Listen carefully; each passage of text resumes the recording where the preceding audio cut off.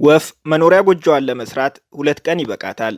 አይጥ ጉድጓዷን ለመቆፈር ከ1 ቀን በላይ አትፈልግም። ምጡቅ አእምሮ አለኝ የሚለው የሰው ልጅ ግን 30 ዓመት ሙሉ እንደ ባሪያ ሰርቶ የጎኑን ማረፊያ ጎጆ መቀለስ አይችልም። ሕይወት እንዲህ መሆን አልነበረባትም።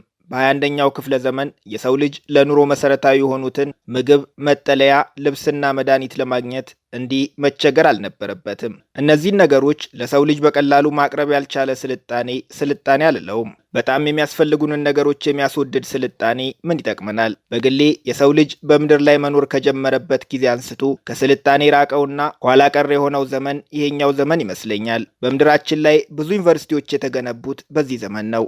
ብዙ ሰዎች ዩኒቨርሲቲ ገብተው በዲግሪ የተመረቁትም በዚህ ዘመን ነው። ሆኖም አልሰለጠነም በምንለው ዘመን እንኳን እንደ ልብ ይገኙ የነበሩ የሰው ልጅ መሰረታዊ ፍላጎቶች የቅንጦት የሆኑበት ዘመንም ይሄው የምንኖርበት ዘመን ነው። ለሰዎች ሁሉ መናገር የምፈልገው አንድ ምክር አለኝ። ሕይወት ቀላል ናት። ሕይወት ቀላልና አስደሳች እንደሆነች ነው የማውቀው።